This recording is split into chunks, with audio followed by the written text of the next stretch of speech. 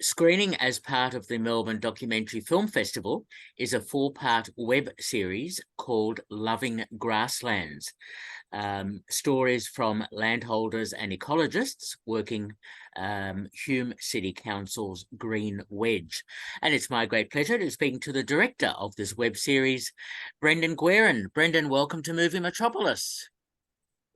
Thank you very much, Peter. Yeah, Brendan Guerin, it is. Yeah, Guerin, right? I'll get it right. Yeah. So, Brendan, tell me about the origins of this web series. How did it all come about? Yeah, sure. I guess it all sort of happened around COVID when COVID hit Melbourne, and I uh, was facing a halt to production with the whole industry shut down, and I didn't know when it was going to end, and I decided to take a job with working for Victoria, which was designed to help, stop people, keep people through the economic downturn. And so I found myself in a job up in Hume on the Victorian volcanic plains, controlling weeds and helping Indigenous species to thrive and kind of come back into these really damaged landscapes. And yeah, it was quite a good time to, I guess, contemplate life and look at life in a different way and get absorbed, I guess, in the minutiae of nature, which was quite a nice distraction from the ugly hysteria of COVID and all the kind of negatives that came with it. So, yeah, it was probably the fact that it kind of changed my way of thinking a little bit. It opened up my mind a bit to what I was doing, and I found, look, perhaps there's a story in this. It's quite interesting. It's fascinating, and so I started talking to people about it, and that's kind of how it all started. Okay, so tell me about the logistics of filming this 4-part series. You found some really interesting people, and the filming that you did, and so on. Yeah, so I mean, that was the thing, was to kind of find people that had a story that you could tell, because ecological stories, stories of recovery, ecological recovery, and kind of repair, and all those sort of like, how do you visualize them? And with grasses, it's so kind of a paddock of grass is like it's a metaphor for dryness. It's kind of like, it's not the most inviting thing, whereas because you can't really see the detail, and it's all kind of, you have to really get up close to it, I guess, and get down on your knees and kind of really explore it. And it was it was a matter of finding then people that could bring something interesting, like a personality or kind of connection with the land, or some kind of some passion for what they're doing. And that's what we were lucky to, we managed to find 5 different people who were all passionate in different ways, and all had different views, but they all kind of wanted to restore their land. And so that sort of became the spine holding it together, was the passion of these people all finding a way to kind of bring the land back to life, and kind of just manage it in harmony with nature, and so that it's actually improving it. It's improving itself, and self-correcting, which is kind of what nature does anyway. So it's kind of working out what to do, doing the right things, and kind of getting out of the way, I suppose, and let nature kind of do the rest of it, was kind of one of the themes that I guess emerged out of the shooting. Yeah. Okay, no, it certainly comes across. I learned a great deal about different types of grasses and how to manage them and so on. It's quite an educative process that you've gone through in this film. It's interesting, yeah, because there's not that much known, or there's a lot still to be learnt, and a lot still to be kind of worked out how best to manage these. And, like, for example, with grazing, how you graze lands, and whether you intensively graze them and then rest them for long periods, or whether you just let them run free and run, like what they call set stocking, which is what Australia's done really for the last, under colonisation. We've just had cattle and sheep. Well, we would fence them off, but they pretty much just roam in the same area, 12 months of the year. But what some of these guys were doing at Hume was intensively managing areas and really crash grazing areas, and then moving the stock off and letting it have 12 months to rest or whatever.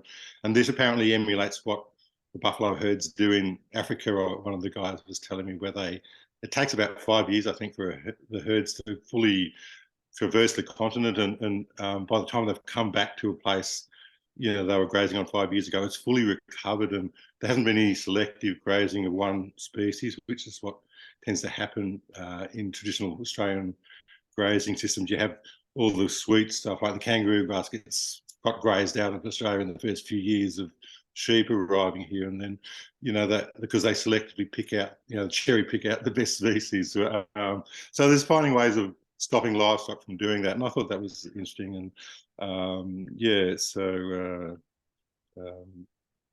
what else?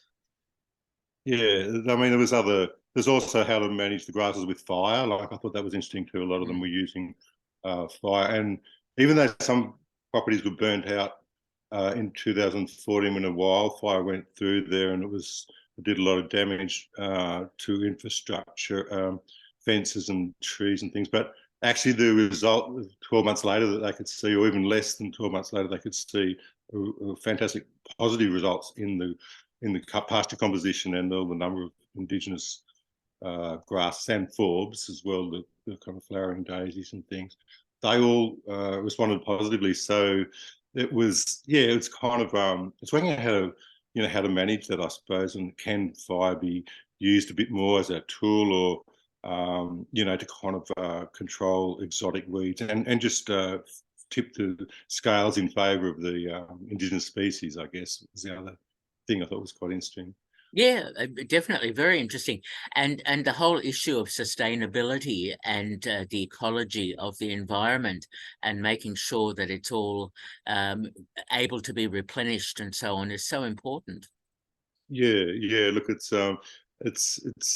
what I guess the other thing that's interesting is that a lot of these people were on the edge of a big city, and so their land is quite expensive. So they have to really be prepared to.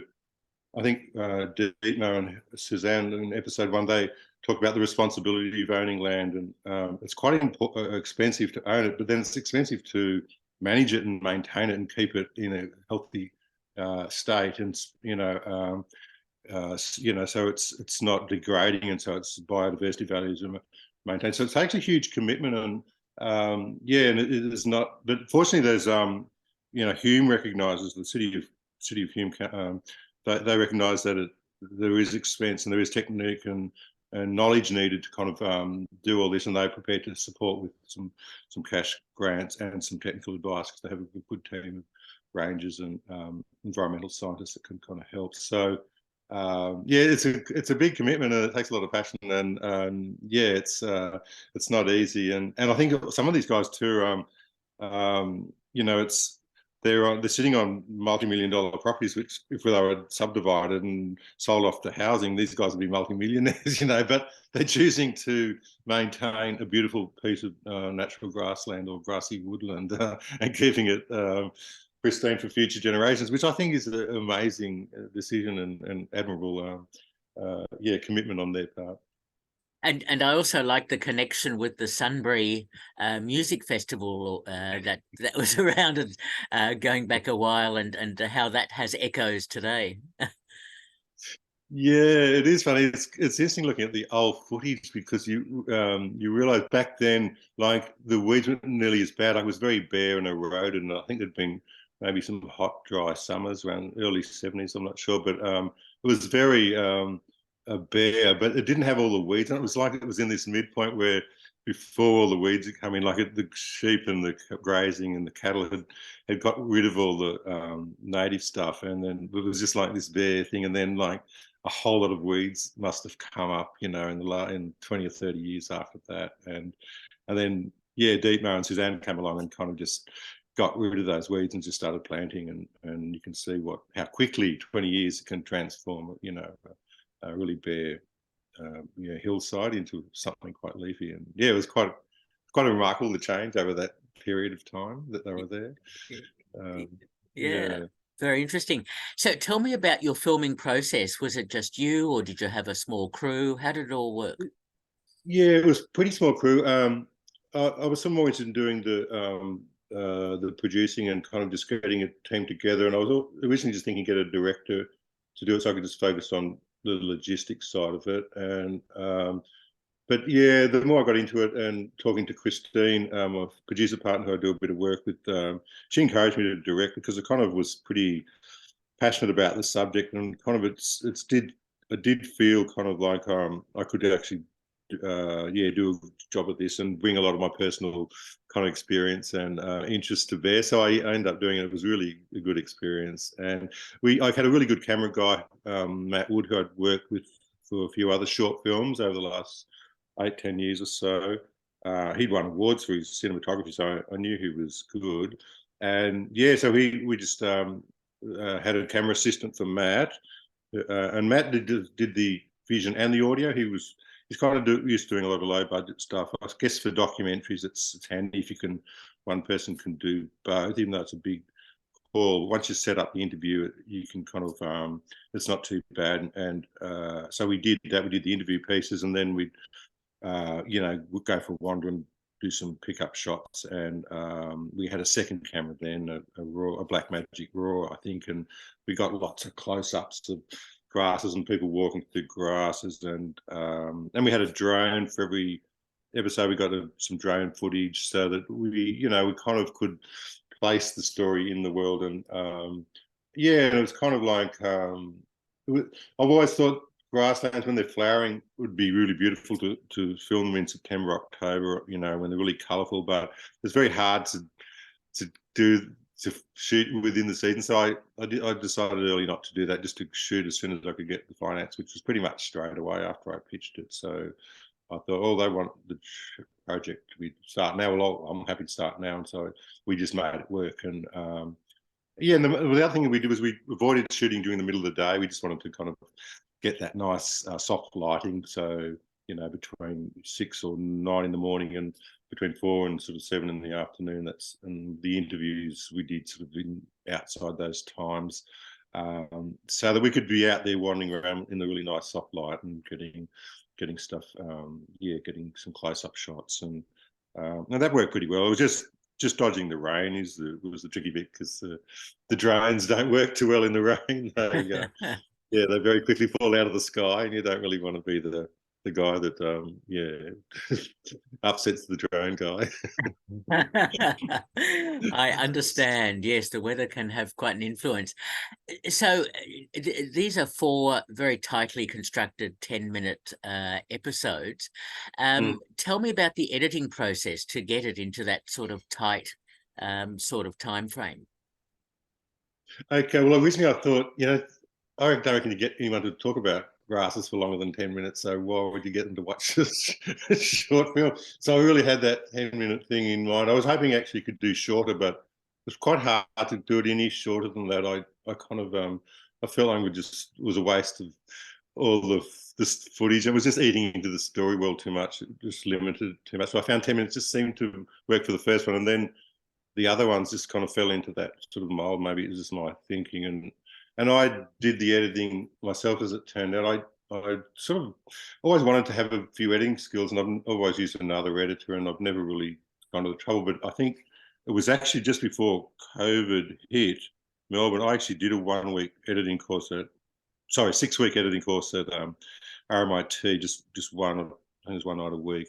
And it just was enough to give me an insight into Premiere Pro, how to kind of, just the basics of it. And it was enough, though, to kind of get me started. And then I just used, Professor Google to help me on, if I got any technical issues. And I kind of managed to do it myself. And I got a rough cut together, and I actually approached another editor, a professional editor, and said, look, here's a rough cut I've done with you, and if you like to do it, lift it up and elevate it a bit, and because I'm not really an experienced editor like you. And she said, it's pretty close. I think if you just keep going there, you get it yourself. It's not worth me getting involved now. She said, you've got it so close that it's, I think you're fine. You don't need anyone, and so that was encouraging. And it meant that like the directing, I got involved in the creative side of it, probably more than I would normally do as a producer. Normally kind of, so that was nice. Something I always wanted to do, and I kind of did it with this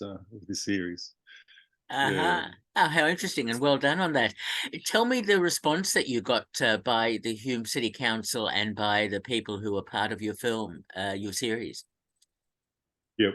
I think they all really liked it. We had a screening in November, like a cast and crew screening, and invited people. And yeah, they were really interested, and a lot of them were really inspired. And people were saying, where can we go? How can we extend this? How can we share these stories? And they wanted, to know what the plan was and to get them out there. And yeah, so it was kind of very encouraging. And Hume. Yeah, I think Hume was surprised at what a good result we got and what a good feedback we got. And yes, people started to email in and give us some specific feedback. And yeah, it was yeah, it was certainly I was surprised at how much interest we got on the festival circuit, like in Europe and the US and I think in Mexico that we got into festivals. There was about I think 18 festivals all up that had a bit of a web focus or an eco doc focus, or that kind. And they got a few. Now I think it's won 6 awards out of those 18, which totally surprised me. I thought, I just didn't think that these stories would carry beyond our borders. But yeah, it's like environmental reparation, if you like, and restoration is kind of like just really something people see as valuable, and they sense that it's a good thing to do, and they get the biodiversity kind of side of it that needs to be enhanced, and we need to stop depleting our biodiversity. We need to actually try and look after it better. And I think these they must be kind of universal ideas that which I just was, I guess, surprised at how well it received it was. Oh, well, congratulations on that. Yes, and that's great to get that sort of feedback and accolades, and of course now it's screening in July as part of the Melbourne Documentary Film Festival. Which is very exciting, and to have it in my hometown is very nice. Nice little treat. So I'll be getting along to see a few of the films, that's for sure. Oh, excellent, excellent. And Brendan, I must ask you, you've mentioned you've made short films before and so on. Tell me a bit about your background in filmmaking. I guess I got into it through advertising and marketing, like doing commercials and doing corporate films for companies when I was working in marketing and rural marketing and advertising. And so I suppose 20 years ago, I kind of started making short films, and I was just working with different people, like 2 or 3 different directors and writers, and I just over time gradually made more and more ambitious ones. And I think like the first one was Clown Story, which is really, I'd never studied media or anything, so I looked at it as, I was 40 years old or whatever, 42 or something at the time, and I thought, it's too late for me to go to uni and learn about filmmaking and to do a course on it. The best thing for me to do is just to make stuff and try and learn on the job, because that's kind of how I've always learned anyway. I left school pretty early and worked on the farm, and so I tend to learn by doing, and so that's what I did. And then out of that was a bit of a fail. Sorry, like it didn't really get into many festivals because it didn't really get finished properly, but it was actually a really good experience. I was shot on 16mm film, so it was the last of the film. It was just when digital was coming in, and I thought, oh no, I'm gonna make it on film just to have the experience of making something on film. And yeah, I couldn't believe how the pressure of it and how challenging it is, and more demanding it is than digital. But it was a really good exercise for me, and I guess it highlighted that I was capable of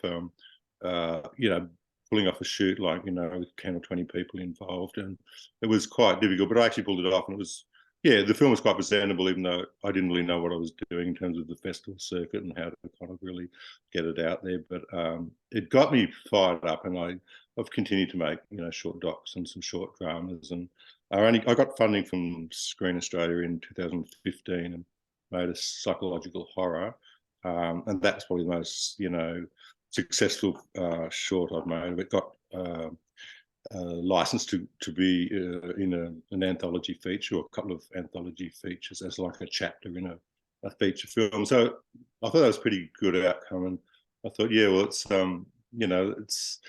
it's something I want to do and keep doing. And so now I'm just trying to develop some longer form, some feature film projects, and But yeah, it's a matter of having these short-term projects and the long-term projects so that you can kind of keep producing stuff and keep in the business. It's kind of, you've got to have that mix of short and long term. That's my theory. Okay, look forward to your next projects. Sound like they could be very interesting, which is great. So, Thank all you. right. Thank you. Loving Grasslands, the 4-part web series, is screening as part of the Melbourne Documentary Film Festival, and we've been speaking to the director, Brendan Guerin. Brendan, thank you so much for talking with me. Thank you, Pete. It's been a pleasure. All the best. All the best. Bye-bye. Cheers.